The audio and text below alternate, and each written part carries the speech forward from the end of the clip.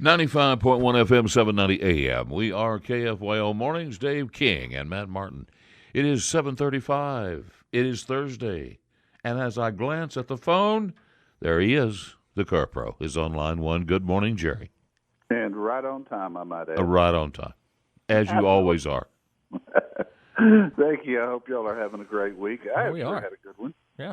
Driving around in a Mercedes. I noticed that. And a very pretty red Mercedes, too, as it were. It is. It is. But the fun part's what's under the hood. I was going to say the AMG is what makes all the difference, right? Oh, yeah.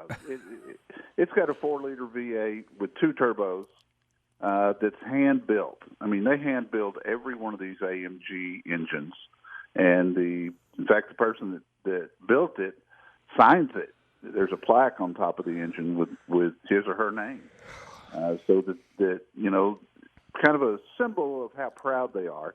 This is the GLC. This is not a great big SUV. Well, I was going to say, it looks kind of like a hatchback crossover or something. It kind of does. Size-wise, it's similar to a Ford Edge, Chevy Equinox in that size area, maybe a little bit shorter. I was going to say, I drove an Edge for a long time. I loved it. Yeah, this is a good size. It's easy to park. It's easy to make U-turns in. But 469 horses in an SUV this size, although AMGs tend to be heavy, it's about a 4,500-pound SUV, which is pretty heavy for its size. That's a big engine for that little car. $83,000. I'm just comparing that to some other SUVs that I'm aware of that are half that. And is it really worth $83,000 compared to when you can buy other nice SUVs for about half that or a little more? Yeah, no, you're right. It all comes down to, you know, how big you're into acceleration and performance and handling. I mean, You think you're in a car when you drive this thing because it takes corners like it's on rails, 0 to 60, 3.8 seconds. I mean, this is a hot rod that could also masquerade as a family SUV. So if you got one of those families where, you know, the one or the other of the husband-wife combination loves to go fast and the other one doesn't, this is a pretty good combination, but I agree, $83,000 is very pricey when you look at what else is out there. But the engine alone adds a lot of cost to this thing. It's got bigger tires and wheels. Is this built in America or is this imported? No, it's imported for sure. All the AMGs are made in Germany. So it's nice. I wouldn't pay that for it. I mean, I've got a Range Rover that had a sticker price just similar to that has actually more horses and a lot more room. So, you know, it's not a high-volume SUV like a lot of the Mercedes are. The GLC is actually one of their better sellers, but not in the AMG package. So that just runs the price out. I mean, a regular GLC starts in the 40s, and you can run them up from there, obviously. But it's nice. It's fun for a week. I can't say I found the value in it with that price, but still, it's okay. So if this was 10, 15 years ago, the 480-something horsepower, it would seem like a lot. But now with a V8 and twin turbos, that doesn't sound like that much, really, when you're comparing it to some of these other engines that are getting 700 horsepower out of something like that. Yes, that's true. You know, typically, SUVs, you know, under 300 horses because SUV buyers are more interested in fuel economy and that sort of thing. I mean, Dave, your Highlander, it's probably got a 4-cylinder in it? I'm not even sure. I think it's a V6. It could be. But that's typical. I mean, you're not interested in 0 to 60 in 3.8 seconds. No. Better fuel economy and long range. Exactly. You know, keeping a vehicle for a long time, and that's normal. This SUV is abnormal. This is not for everybody, and that's why the sales. That's why you won't see. And of course, Mercedes status. It's a status car. That brand, and there's just a lot of people who status means a lot. It is, and people who know cars, when they see AMG 63 on the back of one. They know exactly what that means. Mm-hmm. It's got the biggest engine you can possibly get, and they're impressed. I drove up somewhere the other day and got out, and the guy says, "Oh, I saw the 63 on the back. That thing sounds good." And I said, "Yeah, it's a runner. There's no doubt about it. This is a vehicle you could take out on the track if you wanted to, and it would perform extremely well." But typically we don't think that way, and certainly that wouldn't be why I would want one. Yeah.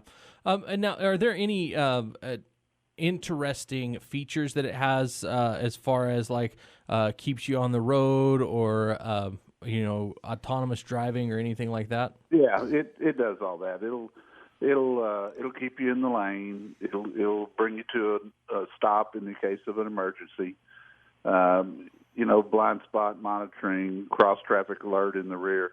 Probably the most interesting thing that you don't see every day is if this vehicle senses that you are drowsy, it will talk to you.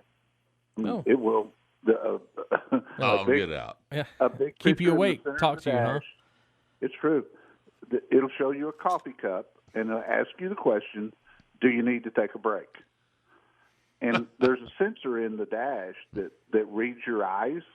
Oh, and get out! If your eyes are fixed for too long, it thinks you're sleepy, and it will tell you, "Hey, do you need to take a break?" I don't. Wow. I got little squinty eyes. It'll think I'm asleep all the time.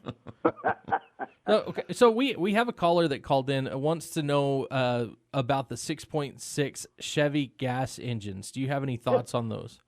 Yeah, so far so good. I mean, it's a relatively new engine for Chevrolet, but so far it seems to be performing well. It's got a lot of power, and we saw the same thing coming out of Ford.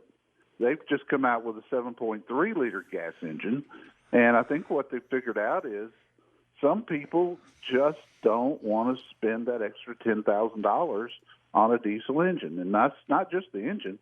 It's the upkeep after that. And the Man, anything costs a fortune to upkeep a diesel. Oh, it is. It's very expensive to change the oil. You got to add diesel emissions fluid. Yeah, the decks. 10,000 miles. There's a lot of upkeep, but the crossover is that typically a diesel engine will go twice as far as a gas engine. But in answer to the question, the 6.6. And I have driven one. I have not reviewed one yet, but I did drive it just to see. A lot of low end torque. It's a good pulling rig. I mean, this thing's rated to pull close to 15,000 pounds, and that's a lot with a gasoline engine. So far so good. I haven't heard of any problems with it, and I don't know of any recalls. So Jerry, we're running out of time. What do you have going on CarProUSA.com?